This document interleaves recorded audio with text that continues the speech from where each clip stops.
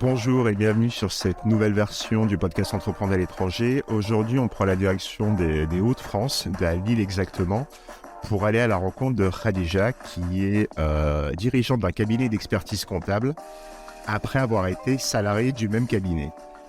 Khadija, bienvenue. Bonjour Halim. Bonjour, merci d'être là. Et merci pour ton invitation aussi. Je t'en prie. Je vais te demander de te présenter, nous dire qui tu es, où tu es, ce que tu fais exactement. Ok, tu l'as bien dit, donc Khadija Sabri Jamia, d'épouse. Je suis dirigeante du cabinet d'expertise comptable Infinity, conseil et expertise dans les Hauts-de-France. Donc, je suis expert comptable, commissaire aux comptes depuis 2012 et je suis aussi experte en gestion de patrimoine depuis 2013. Je suis mariée, j'ai 2 enfants et j'ai 41 ans. Et donc, et aussi, pour la petite histoire, j'allais dire, je suis très passionnée par l'entrepreneuriat. Et au sein du cabinet que je dirige actuellement, nous sommes en fait une équipe de 15 qui on est spécialisée dans l'accompagnement des entrepreneurs et dans leur développement stratégique et leur gestion de croissance, donc des TPE et des PME, qui sont situés aussi dans les Hauts-de-France, donc dans le Valenciennois et dans la métropole lilloise. Mais j'ai aussi en fait des clients qui sont à l'Île-de-France et partout en France, même au Maroc aussi.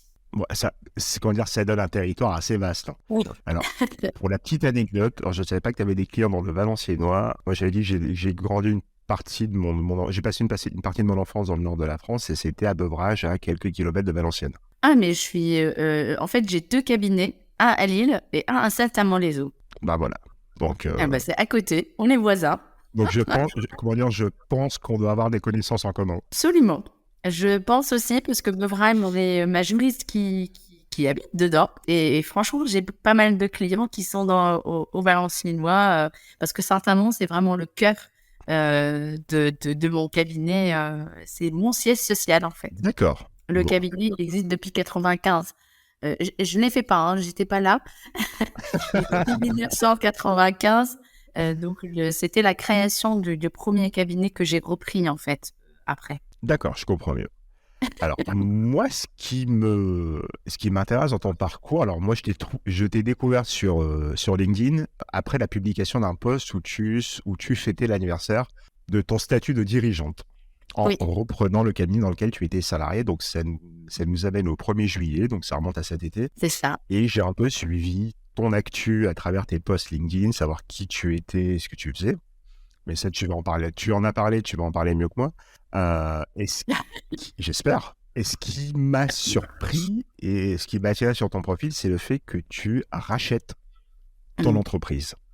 Ouais. Et dans les nouvelles capsules de ce podcast, en fait, j'ai envie de traiter de problématiques, comme sur les précédents numéros, de problématiques qui sont propres aux entrepreneurs et dont on n'en parle pas, parce qu'on a toujours le visage de l'entrepreneur qui crée sa société, ou qui rachète une société qui n'est pas à lui, une société dans un secteur qu'il ne connaît pas. Et toi, en fait, ton parcours, il est tout autre, c'est que tu rachètes la boîte dans laquelle tu étais le salarié. Oui. Tu étais salarié le vendredi, et le lundi, tu reviens dans la boîte en tant que directrice d'agence, directrice du cabinet.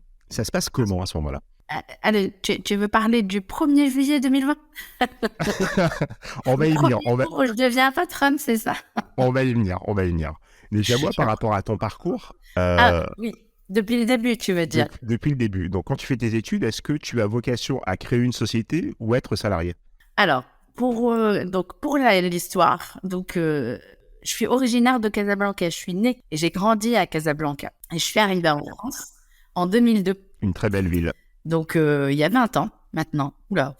Je suis en train de me dire oui. Il y a 20 ans, oui. Oui, j'ai mes 21 ans. Ça fait un connu, mais bon, c'est très bien. Parfois, je le prends bien. Il n'y a pas de souci. Mais il faut.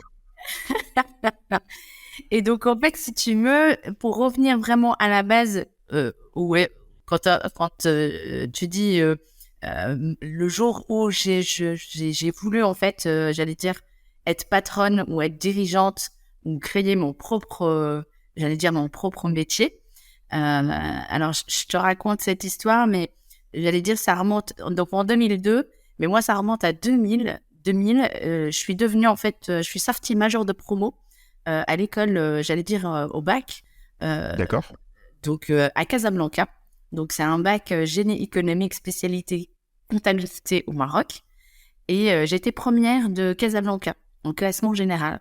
Et en fait, dans la foulée, je m'étais retrouvée en fait à être invitée par le palais de notre roi Mohamed VI. À l'époque, c'était la première année de son règne et je faisais partie de 314 jeunes ayant été premiers dans leur domaine. Tu sais, donc de tout le Maroc, on était 314 qui étaient sélectionnés pour passer en fait 8 jours à Rabat. Donc 8 jours de mise en lumière pour incarner vraiment la jeunesse marocaine, issue de tous les horizons et capable de réussir, propulser grâce au palais aussi en tant que jeune rôle modèle.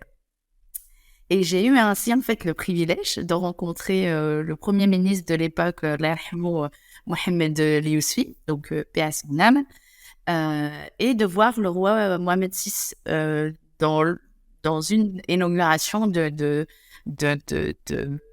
à l'époque, c'était le théâtre de Mohamed V. Et en fait, j'ai vécu cette incroyable et magnifique expérience 2 ans après, parce que j'étais aussi majeure de promo à l'école supérieure de Casablanca. Et on était partis cette fois-ci 3 jours à Tanger.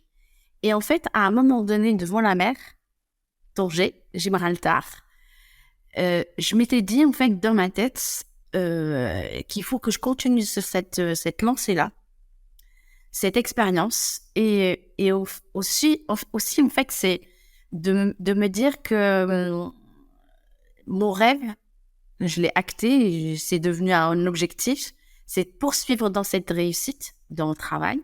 Je voulais être expert comptable depuis le début, et je voulais en fait mettre tout en œuvre pour avoir en fait ce rêve-là et cet objectif-là. D'où le départ en 2002 en France pour vraiment faire ça. Et ça a toujours été en fait mon objectif, c'est de devenir expert comptable, dirigeant de mon propre cabinet. Ça a été tracé comme un rêve et c'est devenu en fait un objectif. C'est là où, j'allais dire, c'était le jour où j'ai vraiment en fait voulu avoir cette vie-là de dirigeante. Ah, moi, je vais même aller plus loin. C'est à quel moment tu découvres le métier d'expert comptable? Ah, alors là, en fait, je reviens très en arrière encore. Tu me fais remonter dans le temps. J'avais 15 ans. C'est une introspection. Ce podcast, c'est une introspection. C'est une thérapie. Et j'avais 15 ans. En fait, c'était au collège. Et en fait, au collège au Maroc, pour accéder au lycée, on devait choisir en fait notre branche. Donc, soit scientifique, littéraire ou technique. Et moi, à l'époque, en fait, j'étais dans un dilemme parce que j'étais majeure de promo et j'excellais dans toutes les matières, donc, scientifiques et littéraires. Et en fait, je voulais pas perdre ce côté-là. Et je voulais aussi, si tu veux, faire des grandes études. Donc, pour moi, il fallait aller jusqu'au bout. Mais jusqu'au bout, c'est pour faire quoi? Et c'est là, en fait, où je me pose et je me dis, il faut que je choisisse un métier. Il faut que je vois qu'est-ce que je veux être, qu'est-ce que je veux devenir. Et en regardant les métiers, en fait, où on va jusqu'au bout, j'ai des métiers, par exemple, pilote, chirurgien. Alors, pilote, c'est un peu compliqué parce que c'est la marine, c'est l'armée, etc. Et puis, je voulais pas rentrer dans ce monde-là. Chirurgien, j'étais pas sûre d'être capable de supporter la vue médicale. J'allais dire, je suis très empathique par nature, donc pour moi, ça risquait d'impacter en fait ma personnalité aussi.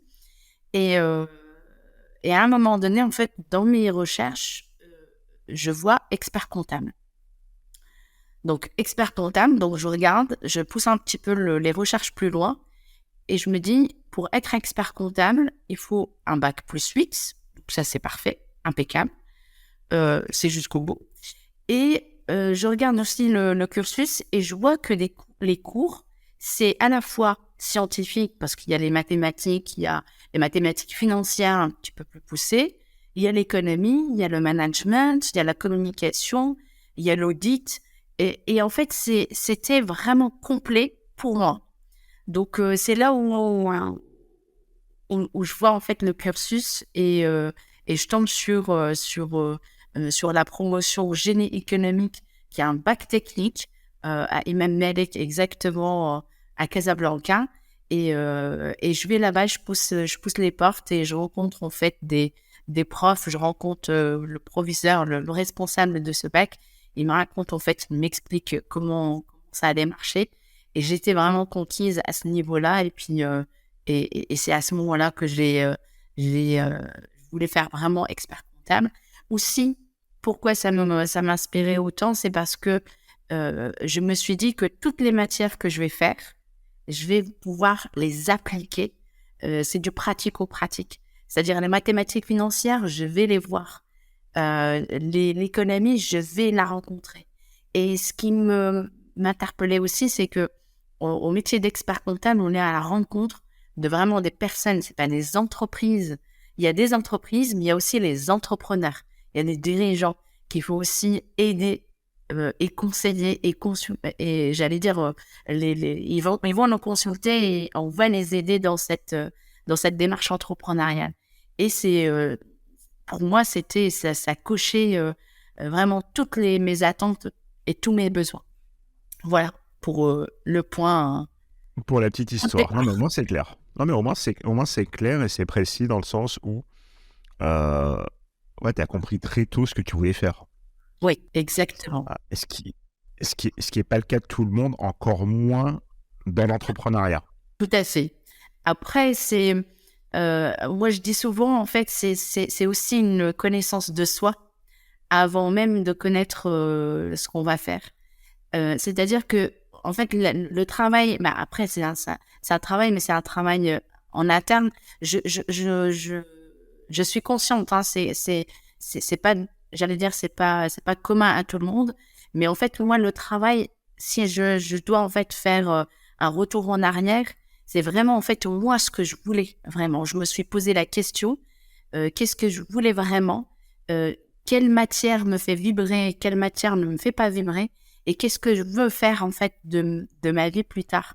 C'est-à-dire que moi, je cherchais vraiment un métier qui me donne de l'énergie, dans lequel en fait je vais m'épanouir et dans lequel il y a des choses en fait qui vont me paraître, j'allais dire pratiques, parce que moi je suis très pragmatique dans les études. J'allais pas faire des études qui ne mènent à rien en fait, en quelque sorte. Qui ne mènent à rien, il n'y a pas d'études qui mènent à rien, mais bon, qui a du sens. Mais beaucoup trop généraliste. Voilà, réaliste, qui ont du sens. Je sais que, par exemple, si je fais des mathématiques financières, mais c'est pour, par exemple, faire des calculs des intérêts, des amortissements, etc., etc. Je ne rentre pas dans le détail, mais qui vont servir à quelque chose. En fait, je lis les études à du sens pour moi et à du sens à ce que je vais donner aux autres. C'est aujourd'hui ce qu'on appelle un peu vaguement les métiers passion. Exactement. Voilà, parce qu'aujourd'hui, c'est pour l'avoir vu, pour l'avoir vécu. Moi, j'ai fait des études en psycho et en com. Tu fais des études en com, même tu sors avec un bac plus 5, ce que tu vas faire, c'est très flou. C'est ça. C'est pour la petite anecdote, de tous ceux qui étaient avec moi en master 2 en com, personne n'a poussé au doctorat 1. Parce que tu t'es dit, ouais, je vais être docteur en communication, ça consiste en quoi? Ouais.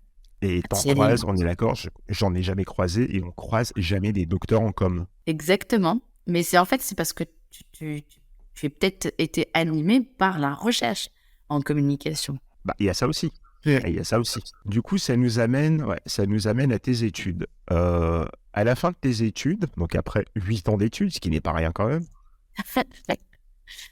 Ce qui n'est pas rien. Et ça, alors, je vais être honnête avec toi, j'ai découvert le cursus pour devenir expert comptable l'année dernière en discutant avec un comptable, un ami comptable. Ouais. Et je ne sais pas pourquoi, il me parle de 8 ou 9 ans et il a un cabinet dans le sud de la France et il est associé. Et je le regarde, je lui dis, toi et ton associé, c'est 18 ans d'études. Ah, il fait, bah ouais.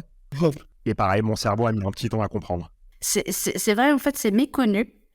Mais en fait, je vais te dire pourquoi. Parce que par exemple, moi, j'ai suivi en fait un cursus où c'est bac plus 2, donc avec un IUT, j'allais dire un DUT finance comptabilité. En fait, j'ai intégré l'IAE, c'est l'Institut des administrations entreprises, pour faire un master comptabilité contrôle audit. Et c'est déjà en fait un bac plus 5. Et une fois après, tu choisis en fait un cabinet comptable dans lequel tu vas faire 3 ans comme une sorte de médecin interne qui va faire en fait l'internat dans un hôpital ou dans un hôpital. Nous, c'est pareil, on est salariés, mais en même temps, on prépare en fait un doctorat, on prépare un mémoire pour le soutenir dans 3 ans, avec une inscription à l'ordre des experts comptables, parce qu'on est une activité réglementée. On est inscrit en tant qu'expert comptable stagiaire, maintenant c'est mémorialiste, et en fait on passe aussi, on a des formations en interne, avec l'ordre des experts comptables pour la déontologie, pour tout le cursus et la responsabilité des experts comptables et des commissaires aux comptes. Et au bout, en fait, de ces 3 ans, on passe 2 épreuves écrites. C'est le diplôme d'expertise comptable et la soutenance du mémoire qui va être au préalable accepté avec une notice d'agrément, etc. C'est comme un doctorat. C'est comme un doctorat. C'est un doctorat. Ouais, c'est ce que j'ai dit, c'est un doctorat. 8 ans d'études, oui, on peut vous appeler docteur. Exactement. On peut s'appeler docteur. D'accord, non, je comprends mieux le parcours et ce qui t'a amené à faire un doctorat. Exact. Ce qui nous réunit aujourd'hui, c'est le fait que ton activité d'experte comptable et de commissaire aux comptes, mais surtout, lorsque tu es passé du statut de salarié au statut de dirigeante d'entreprise au sein de la même boîte. Oui. Est-ce que tu peux nous raconter ça ? Avec plaisir. Donc, en fait, comme je te disais, pour le parcours pour être expert comptable, en fait, après le bac plus 5, j'ai intégré le cabinet à Saint-Amand-les-Eaux, Figarex à l'époque, qui était créé depuis 1995. Donc, moi, je l'ai intégré en 2007. C'est pour ça que j'ai que 41 ans, et pas plus. Et je l'intègre en tant que chef de mission.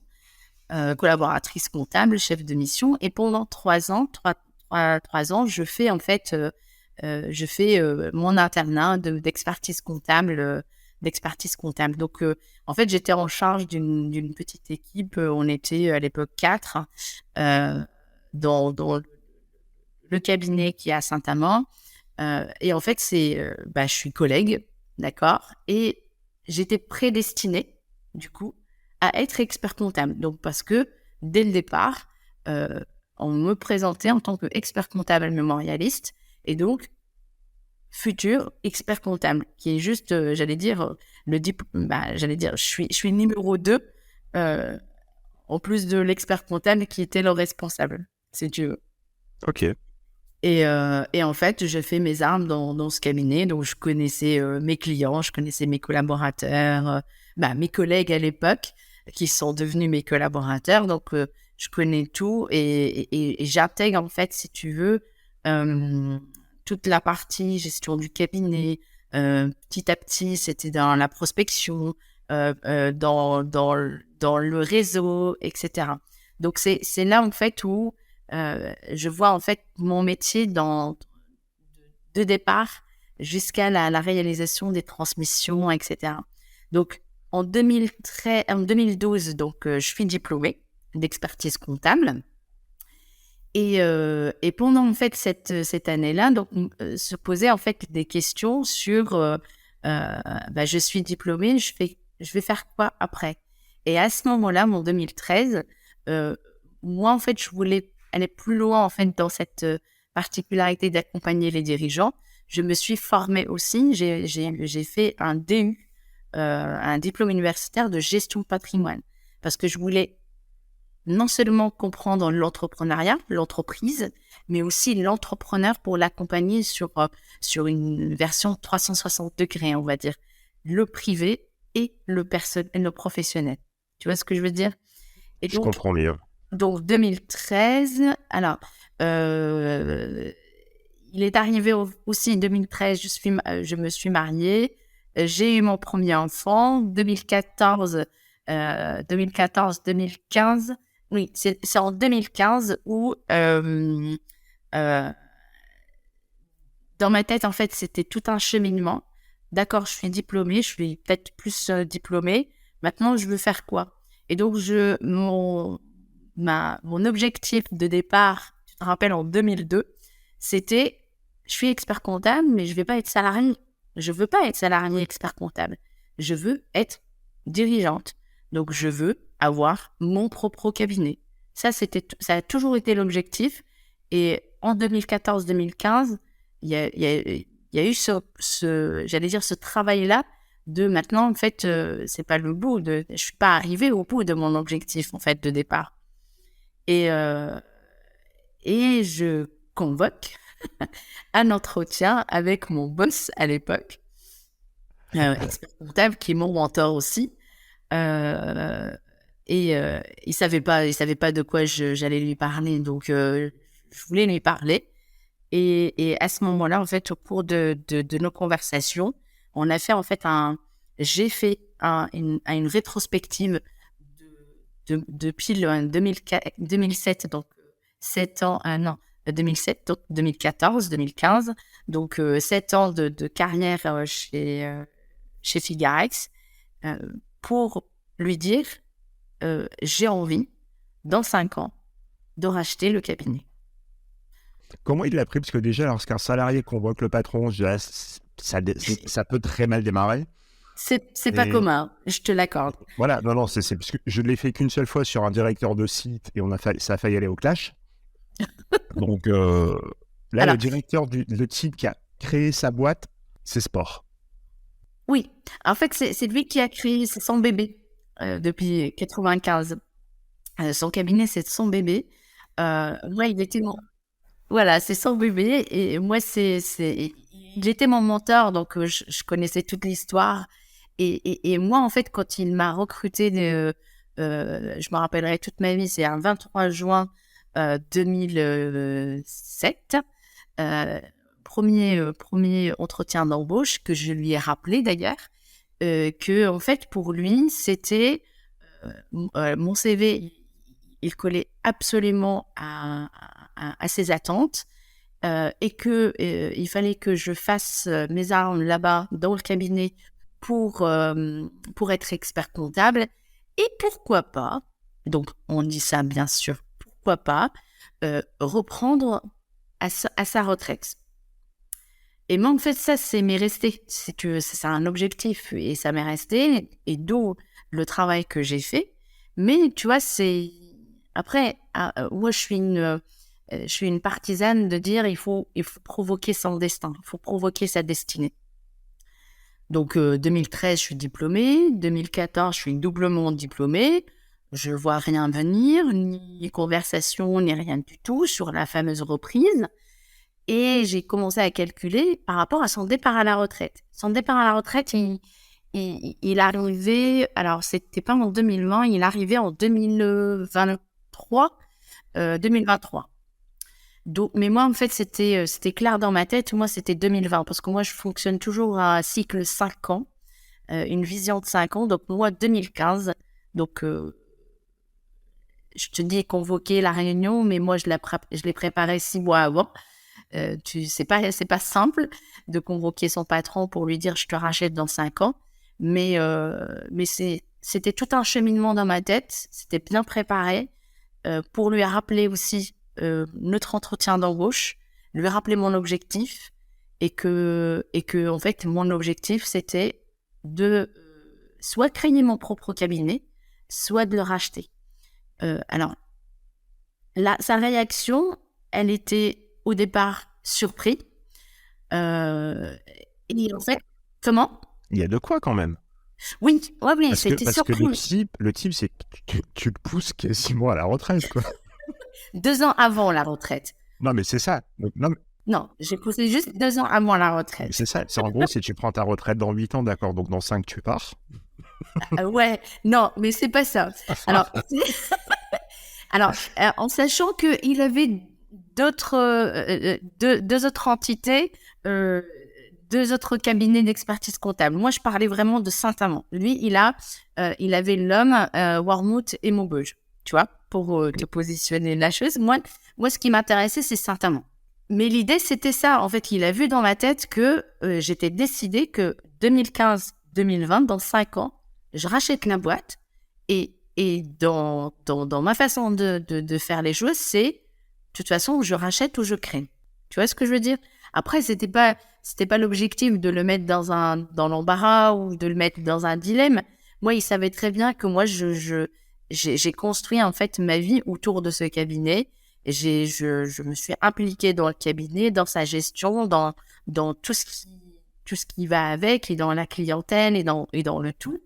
L'idée, c'était juste de trouver un terrain d'entente.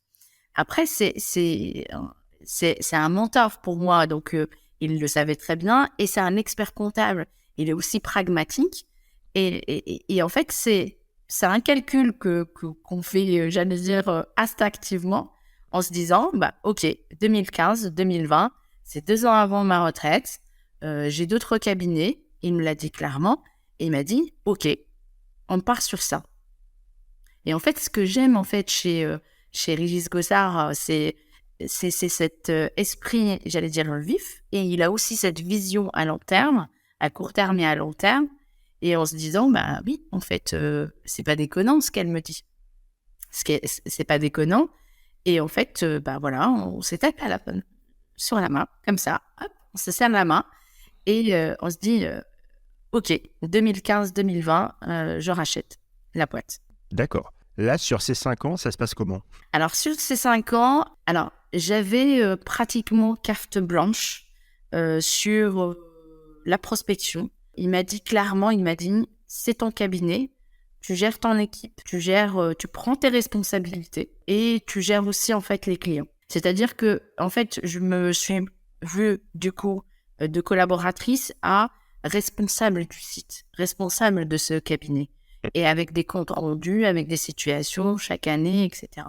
Et je gérais en fait, je suis devenue responsable du site, mais sans pour autant être la dirigeante, mais responsable de ce que ça va devenir mon cabinet. C'est ça l'objectif. Ok. Non, mais c'est intéressant comme approche dans le sens où tu as eu 5 ans de transition. Tu as eu 5 ans pour préparer la reprise. Alors, 5 ans de préparer la reprise. Alors, je peux te dire que ça va très, très vite. Ça va très, très vite dans le flou des périodes fiscales. Alors, nous, on a des périodes fiscales, de la gestion quotidienne et des clients et des prospections et des collaborateurs, etc.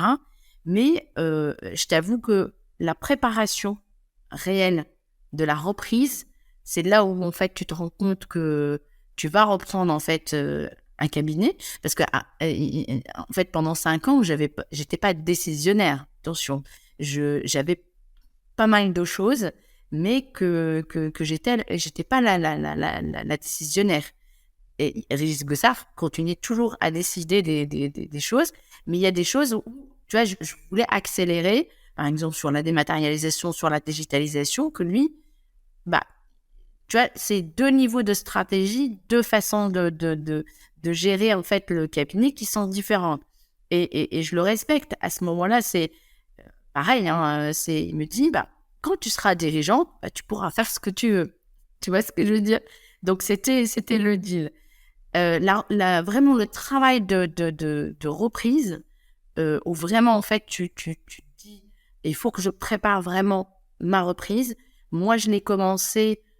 pour te dire une date bien précise, c'était septembre 2019. En fait, pour préparer la reprise 1er juillet 2020, tu vois. Donc, de septembre à décembre, là, c'était vraiment... c'est comme si, en fait, je voyais le cabinet, là, je suis en interne. C'est difficile de voir les faiblesses, les forces et les faiblesses quand on est en interne et que tu gères, en fait, le cabinet. Mais j'étais obligée de faire une sorte de vision générale, de sortir en fait de l'entreprise, j'allais dire de la tête dans le guidon, et de sortir comme ça, de voir de vision générale quelles sont les forces, les faiblesses du cabinet, que ce soit en management, que ce soit en communication, en interne, les clients, la digitalisation, la dématérialisation, tout ça. J'ai travaillé en fait comme une sorte, en fait, c'est, comment te dire, comme si c'était une autre personne qui regardait mon cabinet d'un œil extérieur, si tu veux. Et en décembre, donc, j'ai pour te dire exactement, c'était le 24 décembre 2019, j'avais tout mon dossier en main. C'est-à-dire, ma société qui devait reprendre le cabinet était prête et mon rapport diagnostic était prêt. Et c'est là, en fait, où tu te rends compte de l'importance de la chose. C'est-à-dire que du poids de la reprise. C'est comme si j'étais étrangère au cabinet. C'est comme si j'allais partir, en fait, dans une aventure que je connaissais absolument pas. Et c'est là où, comme moi, je me connais très bien, je me suis dit, oula, là, il faut vraiment que je fasse un travail de fond sur moi-même pendant les 6 mois à venir et un travail de fond sur les faiblesses du cabinet. Alors, j'ai détecté 2-3 faiblesses qui sont, j'allais dire, moi, ma posture de dirigeante, parce que j'étais toujours collaboratrice et j'étais toujours, j'allais dire, collègue des collaborateurs qui sont 5, que je vais devoir, en fait, manager. Je vais devoir être dirigeante du cabinet et la seule décisionnaire. Ça, c'était un poids aussi. Et il y avait, en fait, une autre faiblesse qui est la stratégie de communication. Elle était absente au niveau du cabinet, que je voulais, en fait, moi, c'était moi, pour moi, c'est mon cheval de bataille, c'est la communication. Et sur 6 mois, là, j'ai fait vraiment un travail de coaching sur moi-même, de vraiment, en fait, avoir cette posture de manager, de dirigeant, et aussi un travail sur un audit plus généralisé. Et là, pareil, j'ai fait appel à 2 partenaires vraiment extérieurs, parce que quand on est à l'intérieur, je le répète souvent, on est à l'intérieur, on voit pas ce qui se passe. Donc, c'était 2 personnes extérieures qui m'ont accompagné dans ce diagnostic-là, tu vois. Je découvre comment se prépare le rachat d'une société de l'intérieur. Parce qu'on a toujours cette vision de racheter une société dans laquelle on n'est pas. Donc, en fait, on doit lire des pages et des pages d'un rapport d'audit qui a été fait par un cabinet de conseil ou un cabinet d'audit qui connaît à peine mieux la boîte que toi. Ouais. Et du coup, moi, la question, c'est comment s'opère, qu'est-ce qui se passe dans ta tête le 30 juin au soir et le 1er juillet au matin? Alors, je l'ai préparé, tu sais, ce jour-là. Parce qu'en fait, je vais te raconter une anecdote. C'était au début de mon travail en développement personnel et le travail de manager, posture manager. Ma première séance de coaching, elle n'était pas programmée, mais elle était provoquée par la force des choses. C'est que j'étais hyper stressée et sous pression. Il y a de quoi. Il y a de quoi être stressé quand même. Oui, complètement. C'était en fait un stress qui est monté. Moi, j'allais dire, je suis stressée de nature. Non, moi, mon stress, il fait partie de ma vie, si tu veux, mais c'est un stress positif. Mais là, quand je te parle de stress, c'était vraiment quelque chose pression, mais que je reconnaissais pas en fait en moi, si tu veux. Et j'ai provoqué en fait cette séance de coaching en disant mais je j'arrive pas à dormir, ça fait 2-3 jours, j'ai une pression énorme pour cette date, 1er juillet 2020.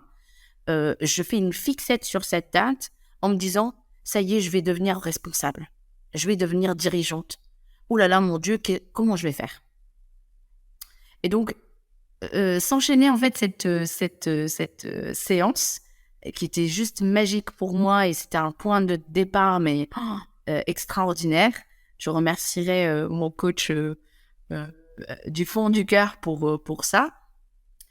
Et en fait, je lui raconte en fait tout et là il commence en fait son travail de questionnement, l'effet miroir, comme il me le dit, l'effet miroir, et il commence à me dire bah ok. Donc, qu'est-ce que ça va devenir? C'est quoi? Qu'est-ce qui se passe dans ta tête?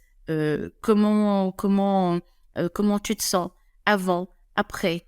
Et en fait, ces questionnements-là, pendant 1 heure, c'est resté là et en fait, dans ma tête, waouh, je vais devenir responsable.